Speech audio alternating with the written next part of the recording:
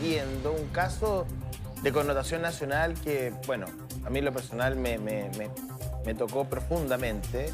Lo que vivió, si usted recuerda, la enfermera Pola Álvarez, que fue brutalmente atacada por un motociclista que la apuñaló cerca de su casa, y luego una investigación determinó que este motociclista era la pareja de una compañera de trabajo en una clínica privada, que al parecer habían celos profesionales y que eso habría llevado a este ataque muy brutal. Estamos con su papá acá a razón de que existe un reportaje que entrega nuevos antecedentes respecto de este caso que al parecer podría variar en algo el relato inicial. Vamos a ver el reportaje y luego conversamos aquí con don Patricio. El 26 de junio de 2022, una joven madre de 2 hijos fue apuñalada en la puerta de su casa mientras retornaba de su trabajo como enfermera en la clínica Cordillera de Las Condes. Aquí lo que hubo fue un intento de asesinato claro, preciso y conciso. Eran apenas las 9 de la mañana y un sujeto hasta ese entonces desconocido propinó 11 puñaladas a la mujer, quien terminó gravemente herida. Podríamos trabajar una hipótesis de intencionalidad, es decir, que la estaban esperando en el lugar. A 10 meses de este mediático caso, Mega Noticias accedió de manera exclusiva a parte de las 1.600 páginas que tiene la carpeta investigativa. Testimonios alterados y que no condicen entre sí son parte de los hallazgos que llevan a la familia de la víctima a solicitar nuevas líneas investigativas. El padre de Pola Álvarez, la mujer apuñalada, nos recibe en su oficina a casi un año del episodio que marcó la vida de su hija. Dado los antecedentes que existen en la carpeta investigativa, no tienen por dónde zafar de este hecho. La exposición mediática dice no les ha permitido superar el hecho. Su hija actualmente se encuentra en tratamiento psicológico a la espera de justicia. La última vez que conversó con la prensa, estas fueron parte de sus declaraciones. Estoy absolutamente convencida de que iban a matarme ese día. Tenía el cuchillo en la mano derecha, sale el filo y me entierra el cuchillo. Patricia Enríquez y Enrique Hanson son hasta ahora los 2 principales imputados por el delito de homicidio calificado en el grado de frustrado contra Pola Álvarez. La razón, supuestamente la enfermera apuñalada había sido ascendida a jefa de turno de urgencia en la clínica Cordillera, desatando en Patricia un hostigamiento reiterado y violento en su contra. La imputada en su declaración niega todas estas acusaciones. No tengo ninguna relación con lo que le pasó a la Pola. Se hablaba de sicariato en la televisión. Me enteré de los hechos por el grupo de WhatsApp de los enfermeros y me preocupé por ella, que a fin de cuentas es mi compañera de trabajo. De sicariato se hablaba porque Patricia mantuvo una conversación vía telefónica los días previos al ataque con quien asegura no es más que su expareja, el otro imputado, Enrique Hanson. Patricia dijo estar separada de Hanson por celópata y declaró haberlo denunciado 3 veces por violencia intrafamiliar, pero la investigación señala que en la causa no hay ninguna prueba de ello.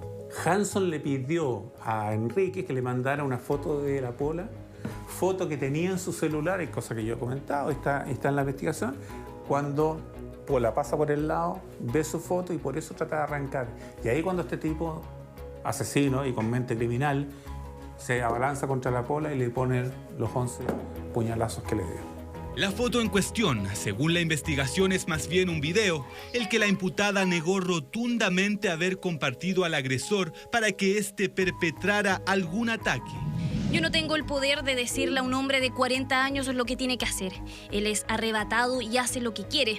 Él es violento y es un simio. Por lo que vi, hay varias pruebas en su contra, pero no creo que la agredió con la intención de matarla. Ignoro si lo hizo para perjudicarme o por amor, no lo sé. Lo que sí es cuestionable, según las declaraciones, son supuestas transferencias de dinero y el tráfico de llamadas que, según el informe presentado por la PDI, demuestra que ellos sí se comunicaban con frecuencia. Enríquez y Hanson fueron detenidos 3 días después del ataque y hasta hoy se encuentran en prisión preventiva. Yo agredí a esta persona en 3 ocasiones. No sabría explicar por qué esta persona tenía tantas lesiones. Ni antes ni después de los hechos del día 26 de junio le conté a mi señora lo que sucedió. No quise contárselo, no quería que supiera. Por ahora, la investigación se centra en la pareja, quienes arriesgan penas de entre 10 a 15 años de cárcel, aunque la declaración de otra trabajadora de la clínica encendió las alarmas. Se trata de una joven de 25 años que en el momento del ataque realizaba su internado a cargo de la imputada Patricia Enríquez, hasta ese entonces trabajadora del recinto. Que ella, en una declaración que le hizo a la PDI, confirma que fue ella la que le entregó los turnos que tenía la Pola, los horarios, la entrada y la salida. Por lo tanto, la hace cómplice también de la actitud de Enríquez y la actitud de Hanson. La joven interna de enfermería en su declaración niega todo tipo de participación en los hechos. Recibí un llamado telefónico por parte de mi profesora Patricia Enríquez, que me contó textualmente: hoy apuñalaron a la Pola, donde le pregunté cómo lo supo. Según la carpeta investigativa, llama la atención la cercanía de la interna en enfermería con la imputada, pues supuestamente solo era la alumna de Patricia Enríquez, pero pernoctaba en su casa y había registro de transferencias de dinero entre ambas. Esas cosas son raras y hay que abrir la investigación, y yo creo que el fiscal tiene que hacer formar una línea investigativa en ese sentido. Por ahora, el análisis de las declaraciones concluyó que Patricia miente reiteradamente en su relato y más bien hay una cierta premeditación en concretar el ataque contra Pola. Así, avanza la investigación de un hecho policial inconcluso que el próximo mes de junio cumple 1 año desde que se cometió, mientras que la familia de la víctima sigue en búsqueda de justicia. Bueno, yo creo que la primera pregunta, don Patricio, es ¿cómo ha sido este año postraumático, digamos? O sea, ¿cómo está Pola? ¿Volvió a trabajar? Yo, Patricio, no había llegado, todavía al matinal en ese momento, estaba en otro canal, sí. Pero me acuerdo que vi esa entrevista que hizo el José, un caso pero tremendo, una familia dedicada además al área de la salud, y bueno, es impactante. Uno dice cómo esta familia hoy en día sigue luchando por encontrar justicia a 1 año ya de este brutal ataque. Efectivamente. Mira, primero, gracias por la invitación, gracias por mantener este proceso a la opinión pública vivo, digamos, porque a nosotros como familia es muy importante, y que se vayan conociendo todos los antecedentes que han ido, digamos, saliendo a la luz de las investigaciones. Como familia hemos estado saliendo adelante. Ha sido bastante duro para nosotros, toda vez que el saber que tu hija o una de tus hijas fue brutalmente apuñalada por un tipo que claramente está desquiciado y con una mente criminal.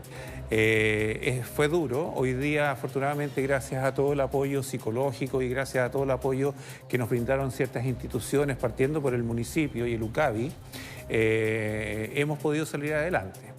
Mi hija está bien, en noviembre ya del año pasado volvió a trabajar, volvió a hacer su... ¿Al mismo lugar? Sí, al mismo lugar. ¿Cómo fue la recepción ahí? Mira, afortunadamente todos la estaban esperando. La Pola, afortunadamente, es una niña que es muy querida por todos.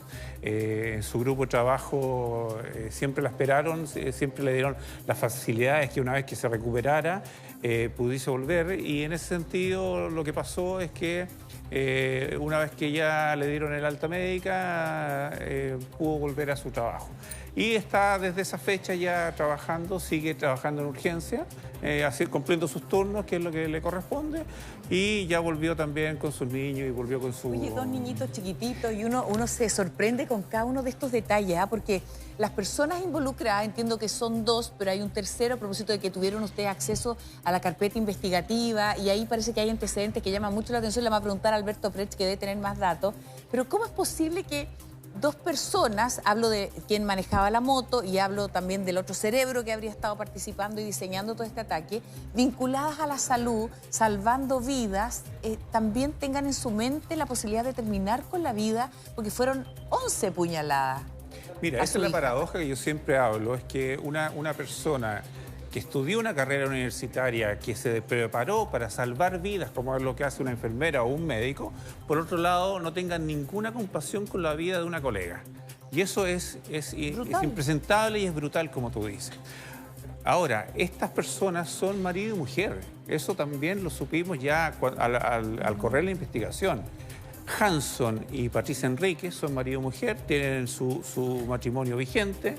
Y por lo tanto, claramente aquí ahí está hay la mentira. Ahí está la mentira. Ahí está la mentira cuando ella dice, este es un hombre de 40 años, yo no puedo, digamos, determinar o coaccionar. Ella se desmarca un poco de la acción de él y después descubrimos que había una relación un poquito enfermiza entre ellos, no tengo idea. A lo mejor Alberto Pérez nos puede ayudar con como tratar de ir desarmando esta madeja un poco enredada.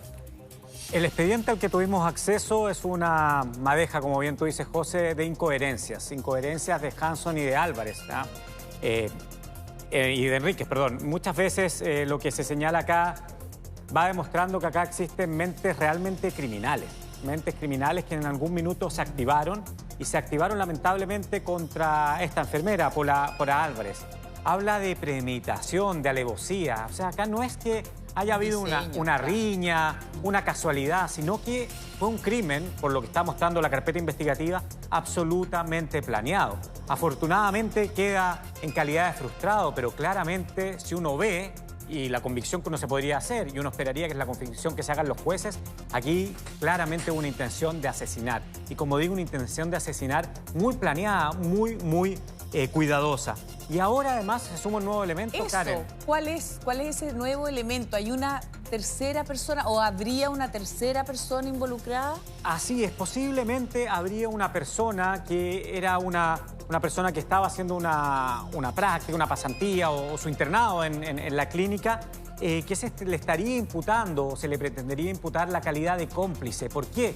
Porque ella habría entregado los movimientos de Pola cuando ella accedía a sus turnos, claro, cuando ella salía a sus turnos. Porque mira, Pola ese día hizo un turno adicional. Yo recuerdo en la entrevista que ella me lo contó, me dijo, yo no tenía que estar ese día, pero por alguna razón de horario, me piden no sé que cubra un turno. turno. Me piden que cubra un turno que no era el mío, el habitual. Entonces, existía una duda respecto de cómo se enteran de que ella está en turno y que va a salir a la hora que va a salir, en un turno de noche, ella salía por la mañana, ¿no? Que no era lo habitual ese día. Entonces, probablemente hubo una filtración desde el interior de la clínica. Eso ya está comprobado relativamente, o sea que efectivamente esa información se le entrega a esta pareja finalmente y a Hanson, que es el que comete el crimen o intenta cometer este homicidio. Y por lo mismo, esta persona que ya aparece en la carpeta debería cambiar su calidad y evidentemente, si llega a ser comprobado que es cómplice, arriesga también penas que son privativas de libertad. Yo creo que hay que hacer un poquito un resumen. Este caso ya tiene un año, generó conmoción nacional, pero hay gente que puede estar recién encendiendo su televisor y no recuerda bien algunos pasajes, ¿no? Aquí habían unos celos enfermizos profesionales. Eso es lo que declara Pola. Ella siempre tuvo buenas relaciones con su equipo de trabajo, pero parece que en el mundo de la salud... Como en la tele. Como en la tele y como en muchos otros espacios, labores, con la política. Ahí se despiertan ciertas, digamos, envidia o sentimientos egóticos. Y lo que contaba Pola, no solamente el ataque es como el final, es como la guinda de la torta. Pero lo que cuenta Pola, que cambiaba remedios, que ella le ponía una vía a un paciente y venía 3 minutos después y la vía estaba suelta. O sea, realmente es muy cinematográfico lo que vivió Hay una mamá que está luchando hace mucho tiempo también por una hija que fue tan hostigada, terminó quitándose la vida. O sea, en Viña del Mar. Sí, hay situaciones tremendas y bueno, a lo mejor aquí también, a propósito de este caso que ha sido horroroso, también se logra dar con culpables, responsables que de manera ejemplar reciban un castigo para que estas situaciones no las vuelva a vivir otra familia. Sí, mira, un paréntesis de lo que recién escuchamos, que habrían más personas aparentemente que estuvieran involucradas. Efectivamente, nosotros le estamos pidiendo a través de nuestra abogada a la Fiscalía que se amplíe y abra una línea investigativa sobre una enfermera que estaba haciendo una práctica, efectivamente, pero que dentro de la investigación se le ha logrado comprobar que habían transferencias de dinero entre la profesora, teóricamente la que tenía que evaluar a esta alumna, y la alumna. Además, ella pernoctaba en la casa de Patricia. O sea, había un vínculo, una relación había un más vínculo allá de más lo que... allá de... Y es efectivamente... ¿Está identificada? ¿Ella declaró en algún momento? Sí, hay declaraciones de ella ante la PDI Y ella confirma que es ella la que le entrega los turnos de Pola, porque tal como dice José Antonio, Pola no tenía turno ese día. Por lo tanto, al no tener turno, la jefa le dice, mira Pola, tú que vives cerca de la casa, cúbreme un turno de noche y después te doy un día libre y vamos cambiando. Y Pola hace ese turno, por lo tanto ella no salía en la lista. Esto fue un dato que le dieron adicionalmente y se lo dieron a ¿Qué incongruencias, Patricio, dentro de todo este relato les llama la atención a ustedes como familia? Mira, antes de eso te voy a decir que esto no partió el día 26 de junio, esto venía de antes. El día 18 de junio, a Patricia Enríquez, la jefa que se llamaba Katia Aguayo, la reprende porque llegó abiertamente alterada al turno y alteró no solamente a Pola, alteró a todos los pacientes, alteró al resto de sus compañeros de trabajo y la amonesta a la clínica. Y Patricia Enríquez envía un memo a la dirección pidiendo la desvinculación inmediata de Patricia Enríquez dado los hechos que estaban sucediendo. Y a partir de eso se genera toda esta vorágine de hechos que vienen concatenándose, donde después ella presenta una licencia, el día 23 de junio manda una carta haciéndose la víctima ante la dirección y el día 26 suceden estos hechos. Por lo tanto, hubo un tiempo entre el 18 y el 26 para planificar. Es bien, Alberto, es bien cinematográfico esto, o sea, es como de película, porque Pola describe que esta mujer, que en un principio tenía una buena relación y que luego se va gestando esta relación media celópata respecto de que Pola estaba ascendiendo, que le iba bien, que tenía buena llegada con los pacientes y esta mujer empieza como a perder el control, se desborda. Entonces, pone en riesgo a los pacientes, o sea, ya es una cosa bien enfermiza. Entonces, insisto, Pola dice, yo ponía una vía, un medicamento, qué sé yo, y esta mujer, después yo venía un par de minutos después y la vía estaba afuera. O sea, alguien iba y sacaba la vía. Y no solamente se descontrolaba en eso. En el casino pescaba la bandeja y se la tiraba a las compañeras. A mi hija la botó al suelo y le sacó la mascarilla estando en plena pandemia. Claro. Entonces, hacía cosas que no son de un profesional, no son de una persona que estuviera claramente equilibrada. Madura, en fin. Por lo tanto, es por eso que la desvinculan. Ahora, Alberto, ¿cuál es la condición de esta parejita? ¿Están en prisión preventiva? Sí, claro. Bueno, ellos están en prisión preventiva, arriesgan penas que van de los 10 años a los 15 años de presidio. Además, si después se logra investigar algún otro delito, eso podría aumentar. Es una situación muy complicada y que, vuelvo a insistir, habla de ser comprobado de reales mentes criminales. O sea, hay una declaración que a mí me llama mucho la atención de Enríquez. Ella señala que no sabe por qué Hanson hace esto y una de las razones que da es que dice es que quizás lo hace por amor. Y eso habla de lo enfermiza también que era la relación entre ellos dos. O sea, estamos hablando, como bien decía el colega, aquí de una relación de una pareja que de comprobarse es realmente criminal, con una mente muy compleja. Yo creo que este caso nos va a dar mucho para el futuro también de poder comentarlo, de cómo una persona que es profesional, que está ejerciendo su profesión tranquilamente, empieza y se le detonan estos actos que, como tú bien dices, yo creo que los pacientes. Perdón lo que voy a decir, a lo mejor es incómodo y no sé, pero en la cama se pueden tramar las cosas más perversas. Absolutamente. Me acuerdo del caso de Nivaldo Villegas. Bueno, afortunadamente el caso de Pola termina una más o menos manipulación bien, tremenda. Porque a veces las parejas, cuando tú juntas la comida con las ganas de comer, olvídate. Es por eso que pongo el aspecto de la justificación por el amor. La ambición. Porque claramente ahí hay una completa ceguera de subyugación que se da en esta pareja, que finalmente lo que se busca comprobar es que complota, premedita y alevosamente quiere asesinar a Pola Álvarez. Oye, Hanson también trabajaba en el mismo lugar. No. Mira, por más que ellos hayan tenido la coartada de decir que Hanson trabajaba en la clínica hasta el día de hoy no ha demostrado que él trabajó o trabajaba en la clínica. Sí. Por lo tanto, él no conocía a la Pola y solamente la conoció por un video de WhatsApp que le manda el día anterior la Patricia Enríquez a Hanson. Bueno, para que y ese video, y es tanto así que Pola alcanza a darse cuenta antes del ataque que este hombre tiene su fotografía en el teléfono. Así es. O sea, tanto no la para conocía que claro, para poder identificarla ella llevaba su fotografía en el teléfono. ¿Cómo se portó la clínica? en algún momento hubo cuestionamientos a la dirección al menos del departamento, pero bueno, Pola vuelve a trabajar ahí mismo. Me lo contesta a la vuelta de la pausa. No hay problema. Ya estamos de regreso, no se vaya. Bien, yo le había dejado planteada una pregunta a don Patricio, papá de Pola Álvarez, enfermera atacada brutalmente, una suerte de homicidio frustrado, lo que ella vivía hace un año atrás, a manos de la pareja en complicidad con una compañera de trabajo, básicamente. Yo recuerdo que en una primera mirada rápida, esos días posteriores al ataque, la clínica tuvo una actuar, por decirlo de manera amable, bien confuso. Errático, ¿eh? Como que no sabía bien, no tomó postura.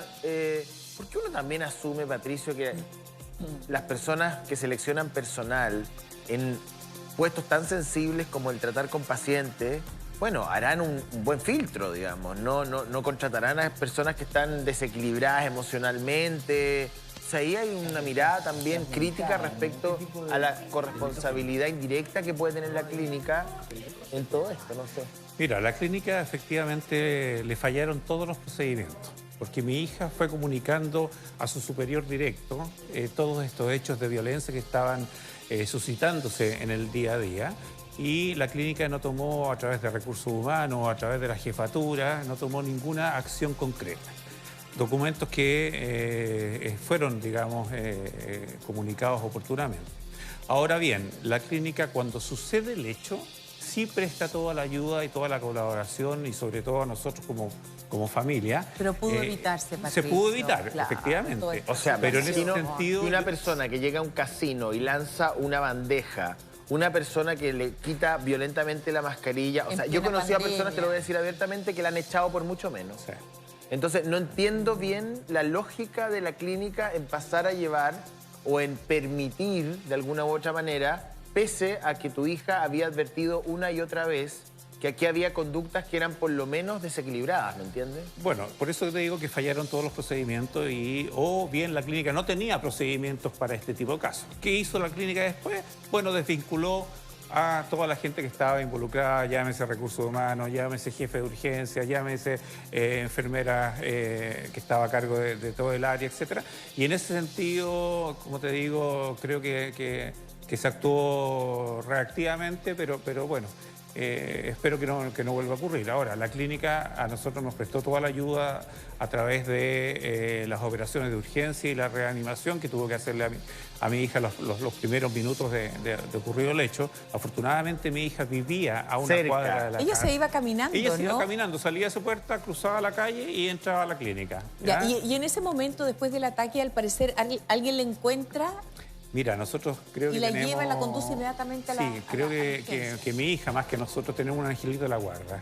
Y ese angelito de la guarda se llama María Inés. Fue una señora que iba pasando ese día por la calle, iba a un examen a la clínica porque tenía una operación durante la semana, y ve esta situación, se queda como helada y sigue, pero después dice, yo tengo 8 hijos y le puede estar pasando esto a una de mis hijas.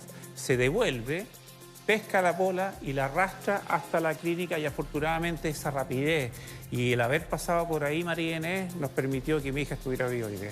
Que la reanimaran, que la operaran. Y José, ¿tú fuiste a conversar con ella? Sí, claro, yo tuve una entrevista... Sí, estamos revisando recién imágenes. Iba a ser exclusiva, pero después, bueno, habló con los otros matinales. Debo decírselo, bueno, lamentablemente. Esto empuja, no, pero esto empuja la investigación no, también. Claro. Mira, fue mucha la presión mediática, pero yo lo agradezco sinceramente porque gracias a ustedes se puso en el tapete público y actuaron rápidamente la Fiscalía, la Policía y todo el aparataje estatal. De hecho, la Presidencia de la República, a través de los Ministerios de la Mujer, interpusieron una querella en favor de mi hija también.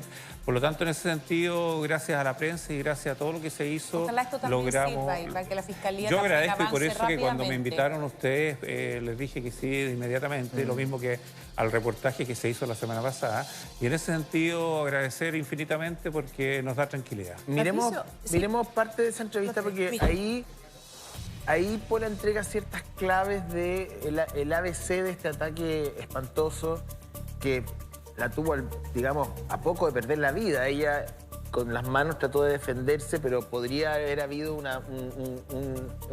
golpe a algún órgano vital y no estaríamos contando la historia, digamos. Veamos parte de esa conversación. Patricia Enríquez, ¿quiso asesinarte? Sí. Quiso asesinarme porque la bajaron de rango y me subieron a mí. ¿Durante cuánto tiempo se conocieron? ¿Cuándo la conociste? ¿Qué tipo de relación tenían? ¿Y cómo esa relación evolucionó o involucionó, digamos, el tiempo que trabajaron juntas? Yo sacaba el turno saliente de noche de ella y ella sacaba mi saliente de turno de noche. Ya, o sea, había un cruce administrativo. Solamente, exacto. Después, sin conocerme, ella me decía amiga. Y yo, hola, amiga. ¿Cuándo comienzas tú a notar acciones Yo creo que ahí se enojó. en la clínica? En abril empezó a tener una actitud muy extraña, muy prepotente, muy altanera frente a nuestros mismos compañeros de trabajo. Incluyéndote. Incluyéndome a mí. ¿Qué pensabas tú ante estas conductas como esquizoides, como de persecución? Sí pensé que estaba, sí pensé que no es estaba algo bien, habitual. bien. No. No es algo habitual en ninguna persona. Ya, en ninguna persona. Es algo bien tóxico de su parte. Después, en junio,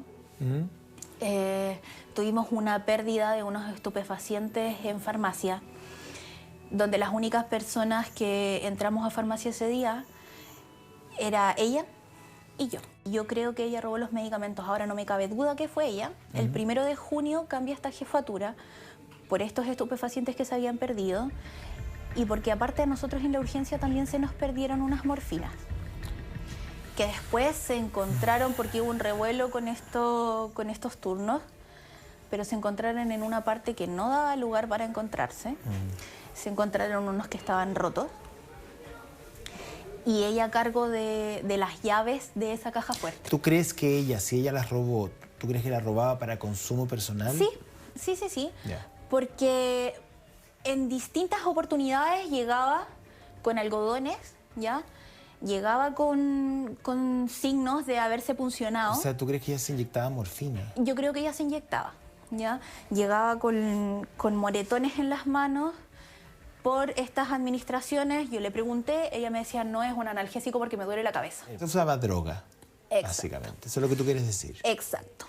Ahora, llegaba inyectada, nosotros la vimos, la jefa también se dio cuenta, le preguntó qué había pasado y por qué tenía estos moretones y estas punciones en la mano, porque eran evidentes.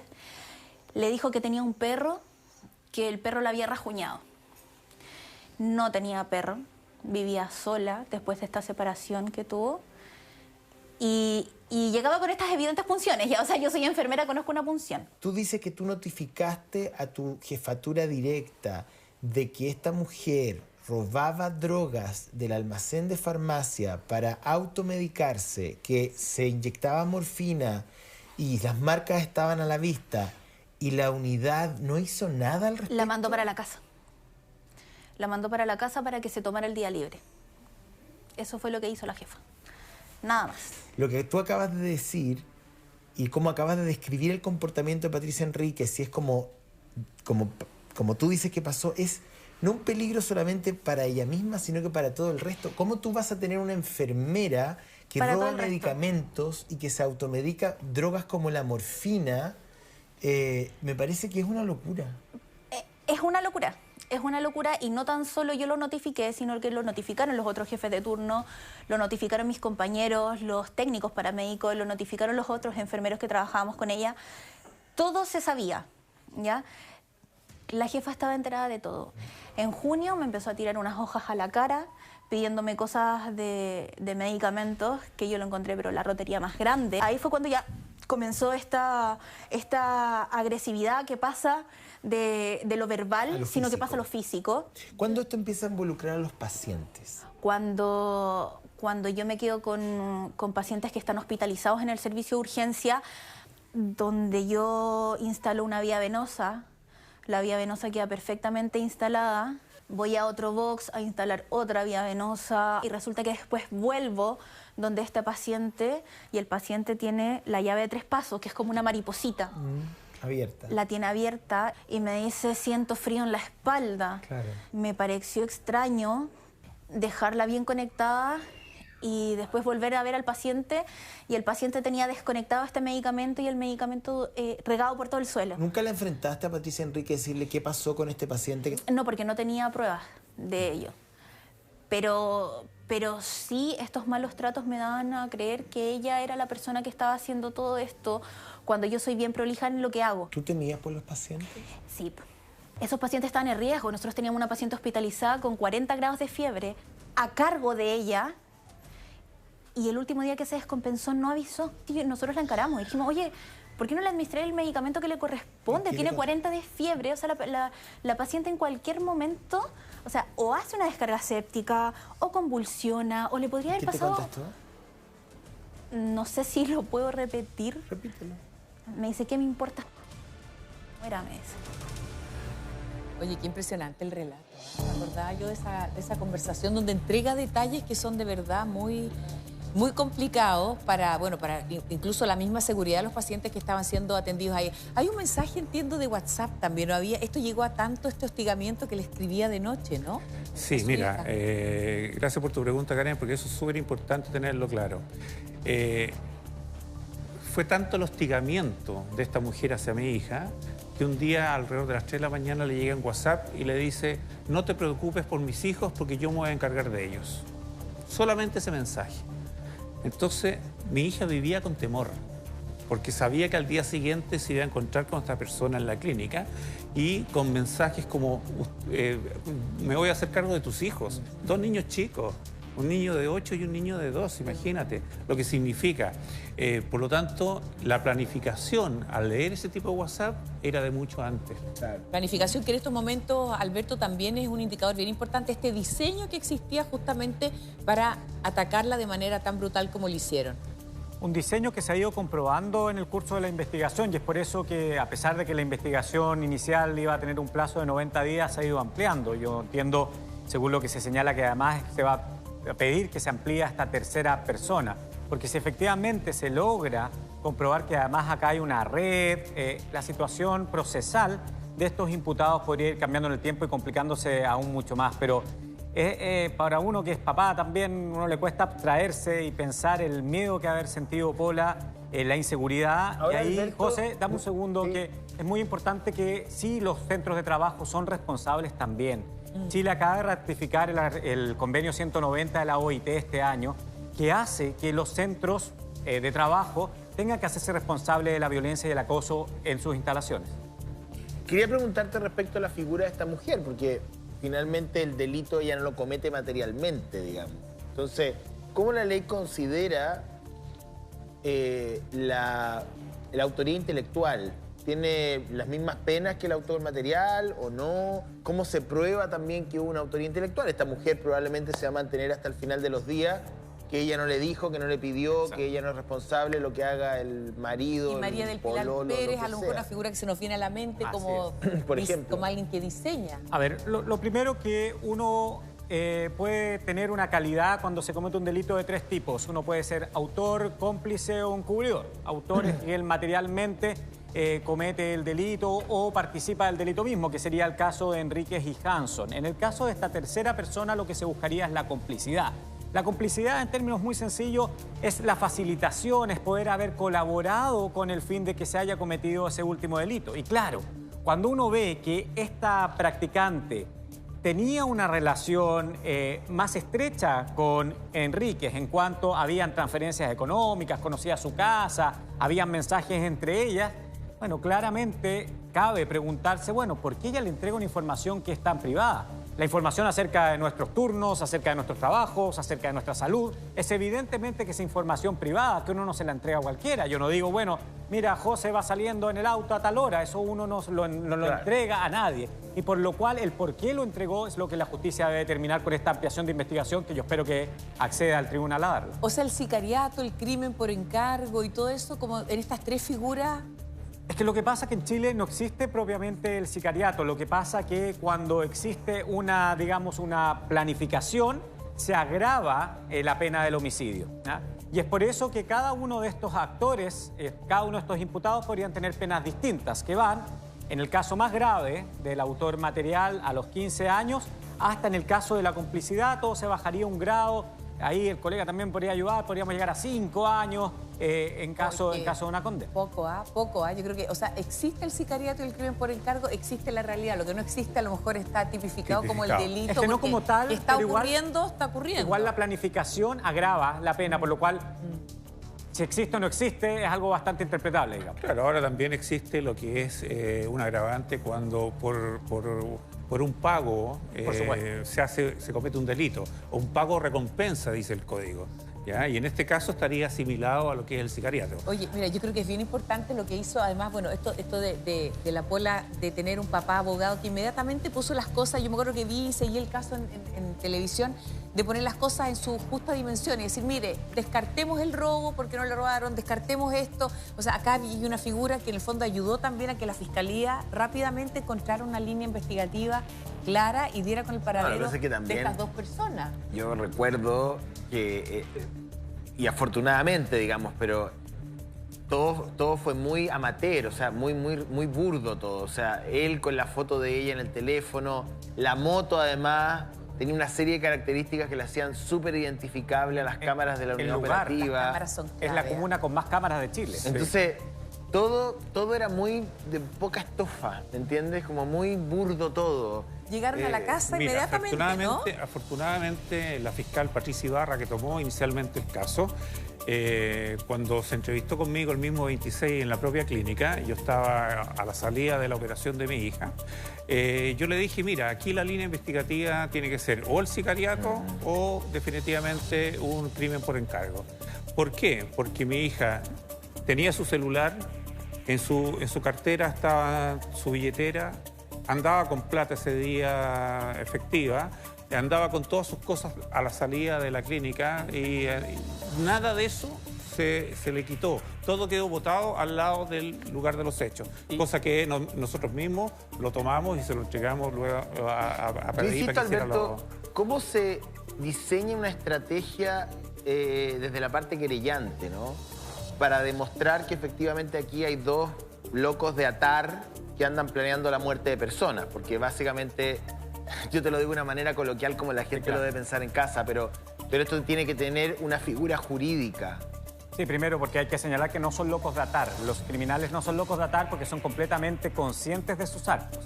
¿Y cómo se hace? Yo agrego a lo que señalaba Patricio también, a la forma en que fue el ataque y cómo se efectuaron las heridas. O sea, evidentemente, cuando uno, y supongo que se hizo, y se hacen todos los exámenes médicos, en este caso de la víctima, uno ve cuál era la intención, cómo ella se cubre con las manos, cómo efectivamente, qué hubiera pasado si no se hubiera cubierto con las manos, hay una herida etcétera. que da súper cerquita al corazón. Absolutamente. A 1 centímetro del corazón, según el informe del médico legal, y eso hace que tú de un principio digas que la idea era matar a mi hija. Acá no hay daños, no hay intención de herir, hay intención directa de matar a la víctima. Y como bien dice, también se van descartando otras hipótesis como que no hubo robo, que efectivamente la conocían, que efectivamente estaban estos antecedentes de acoso y de violencia dentro del trabajo y van configurando finalmente este delito de homicidio frustrado. Al momento de tener acceso a la carpeta investigativa hay varias cosas que le llaman la atención, bueno, a la familia.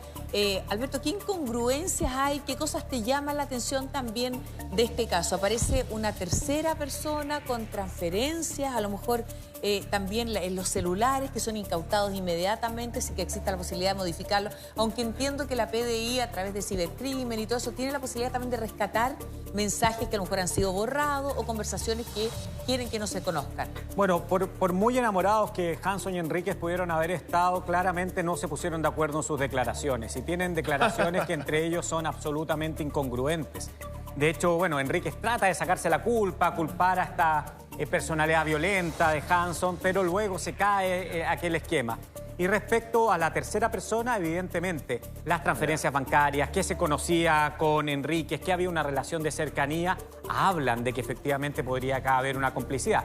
La complicidad, sí, efectivamente, uno tiene que ser responsable, va a ser más difícil de probar que la autoría en calidad de frustrado de este delito. Pero claramente es muy dable. ¿Por qué uno entregaría los antecedentes de otro a un enemigo que es sabido que es un enemigo? Muy raro. Ahora, hay unos antecedentes que son súper relevantes, son los llamados telefónicos. Antes del hecho, Vale decir, toda la noche anterior hubieron llamado entre las dos personas, los dos imputados.